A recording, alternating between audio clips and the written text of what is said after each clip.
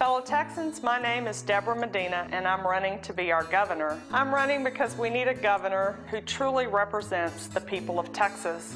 The current elected officials have forgotten about serving Texans. These officials have brought economic ruin to our nation and have imposed government into all aspects of our lives. Some people say that standing up to Goliath is pretty much what I do best. If you and I stand still and do nothing, guess what? We lose, our families lose, and Texas loses. We've had people, representing us, but they're not always listening to the people. And I think Debra sees that and wants to give people a real choice. When she talks, I can really see her sincerity and her honesty and her passion for freedom and our rights and making sure that we preserve these values. I was born in Beeville and raised on a South Texas farm. I'm a mother and wife, a businesswoman, a rancher, and a fighter. I have always drawn strength from the courage of my convictions.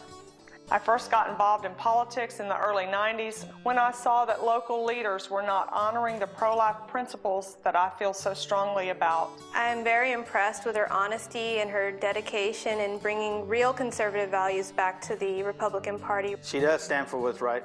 She knows what's right, and she doesn't veer from it. You might ask, why would a mother that homeschooled both her children, that started her own small business, and that is an average person like you, is running for governor when we have Rick Perry and Kay Bailey Hutchison already running against each other? I think we have to ask ourselves, do they represent what we believe in? Do they represent what we Texans stand for? Are these officials the only options we have for our state? I say no, and I think it's time for we the people, we Texans, to participate. Because in the many years they've been elected officials in Austin and Washington, neither's done what they promised. What makes you think they will do it now? When my mom was first really thinking about running for governor, she and I had a phone conversation that proved to be a real turning point in her decision. She was just telling me about how caught off guard she was by this opportunity to be a part of this race, because she really wanted somebody with her values in that office, and she didn't feel like either of the candidates really did share those values. Because I support Debra because she is the only real candidate I can trust to actually do what she says. I mean, we elect all these people who say wonderful things, but what do? They do exactly opposite of what they say.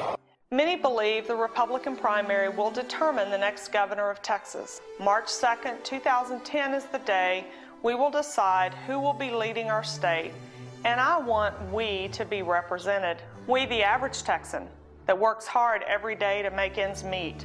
We, the Texan, that's concerned that government is taking too much of our hard-earned money. We, the Texan, that wants to make the decisions for our families. We, the Texans, who are proud of the different cultures that make this state great.